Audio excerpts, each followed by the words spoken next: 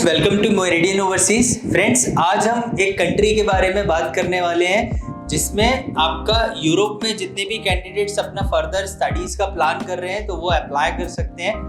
Although यहाँ पर most of the candidates Italy के लिए अप्लाई करना पसंद करते हैं due to scholarship opportunities and all, लेकिन समहाउ फाइनेंशियल रिक्वायरमेंट्स के चलते, फाइनेंशियल कॉन्स्टेंट्स के चलते वहां पर कैंडिडेट्स प्रोसीड नहीं कर पाते, क्योंकि रिसेंटली पास्ट 2 ईयर से इटालियन एम्बेसी ने कुछ फाइनेंशियल रेस्ट्रिक्शंस इम्पोज किए हैं। जैसे कि फॉर एग्जांपल, अगर कोई कैंडिडेट है वो 3 इयर्स का ITR अपना प्रेजेंट नहीं कर पा रहा है, या फिर प्रॉपर इनकम स्टेटमेंट उसके पास नहीं है, या फिर आपको जो 2 इयर्स और 3 इयर्स का फंड शो करना है समहाउ अगर आप उसको मैनेज करने में कैपेबल नहीं है, जिसके चलते वो कैंडिडेट्स फर्दर इटली के लिए प्रोसीड नहीं कर पाते, तो वो कैंडिडेट्स आपका यूरोप में एक और रीजन है जिसका नाम है पोलैंड। पोलैंड में वो सारे कैंडिडेट्स अप्लाई कर सकते हैं क्योंकि समहाउ इटली में फाइनेंशियल रिक्वायरमेंट्स के चलते, फाइनेंशियल रेस्ट्रिक्शंस के चलते अप्लाई नहीं कर पा रहे थे। फॉर इंस्टेंस, अगर आपके फादर फार्मर है तो फार्मर्स ITR नॉर्मली फाइल नहीं करते, तो उस केस में आप नॉर्मली आपके सामने प्रॉब्लम आ जाती है, वहां पर आप इटालियन एम्बेसी को जस्टिफाई नहीं कर पाते। हालांकि वहां पे भी आपके कई सारे वे आउट होते हैं कि आप अपना इनकम फ्रॉम एग्रीकल्चर का सर्टिफिकेट बनवा सकते हैं, अकॉर्डिंगली आप उसके प्रोसीड कर सकते हैं। लेकिन फ्रेंड, आपका एक और कंट्री है जिसका नाम है पोलैंड।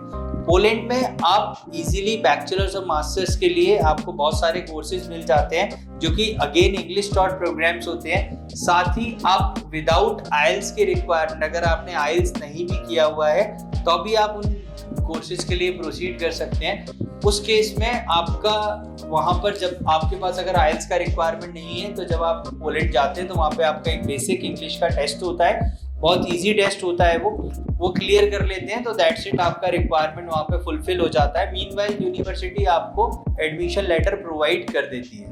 तो यहाँ पर पोलैंड एक ऐसा डेस्टिनेशन है जिसमें आपको लो ट्यूशन फी में इंग्लिश टॉट प्रोग्राम्स में एडमिशन लेने की अपॉर्चुनिटी मिलती है। यहाँ पर आपको जो प्रोग्राम्स मिलते हैं वो वेरियस स्ट्रीम में मिल जाते हैं, जैसे कि आपका बिजनेस रिलेटेड मास्टर कोर्सेज हो गए, बैचलर्स में आपके कंप्यूटर साइंस से रिलेटेड, बिजनेस से रिलेटेड, हॉस्पिटैलिटी से रिलेटेड, टूरिज्म से रिलेटेड, इवन डेंटिस्ट्री से रिलेटेड आपको कई सारे कोर्सेज यहाँ पर मिल जाते हैं पोलैंड में, तो आप उन सारे कोर्सेज के लिए प्रोसीड कर सकते हैं। साथ साथ मैं आपको बता दूं, पोलैंड आपको स्कॉलरशिप अपॉर्चुनिटी भी प्रोवाइड कराता है, लेकिन वो जो स्कॉलरशिप होती है वो मेरिट बेस स्कॉलरशिप होती है। तो अगर आप मेरिट बेस, आपके प्रीवियस स्टडीज में मार्क्स अच्छे हैं, लेट्स से 80% अबव है, तो आप स्कॉलरशिप के लिए अप्लाई कर सकते हैं। वहाँ पर जो मेरिटोरियस स्टूडेंट्स होते हैं उनको अप टू 100% तक स्कॉलरशिप, ट्यूशन फी में अप टू 100% तक स्कॉलरशिप भी आपको प्रोवाइडेड हो सकती है पोलैंड में। तो वो सारे स्टूडेंट्स जो कि किसी ना किसी फाइनेंशियल रेस्ट्रिक्शन के चलते इटली में प्रोसीड नहीं कर पा रहे थे, वो पोलैंड में अपना एप्लीकेशन कर सकते हैं स्टूडेंट वीजा के लिए।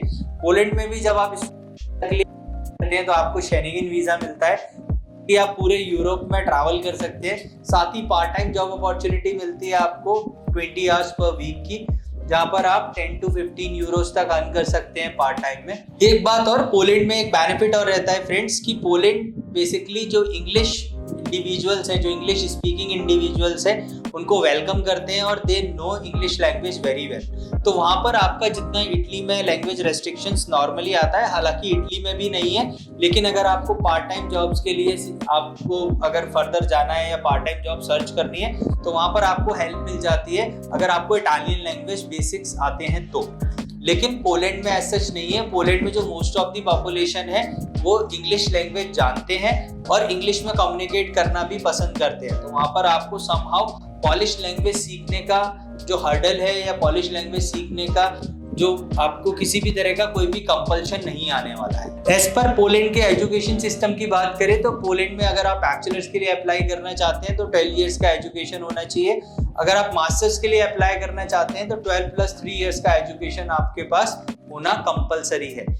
और पोलैंड का जो ओवरऑल एजुकेशन सिस्टम है वो 650 इयर्स पुराना है, तो वेल रिनोन्ड आपका एजुकेशन सिस्टम है, वेल रिनोन्ड यूनिवर्सिटीज वहां पर आप लोगों को मिलती हैं। एज पर सिक्योरिटी की बात करते हैं तो फ्रेंड्स मैं आपको बता दूं कि Poland is one of the safest destination in Europe.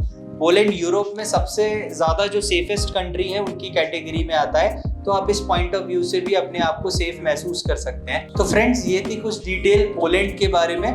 Poland भी आपके लिए एक फर्दर हायर स्टडीज के लिए एक अच्छा ऑप्शन है जिसको कि आप प्रोसीड कर सकते हैं। तो फ्रेंड्स, अगर रिलेटेड फर्दर आपकी कोई भी क्वेरीज है रिगार्डिंग कोर्स यूनिवर्सिटी, तो आप हमारे अपनी क्वेरीज हमें एप्लीकेशन 02@meridian.org पे फॉरवर्ड कर सकते हैं। साथ ही आप हमारे टोल फ्री नंबर पे कांटेक्ट कर सकते हैं। ऐसे ही रीसेंट अपडेट पाने के लिए आप हमारे चैनल को लाइक करिए, सब्सक्राइब करिए, बेल आइकन प्रेस करिए। Thank you.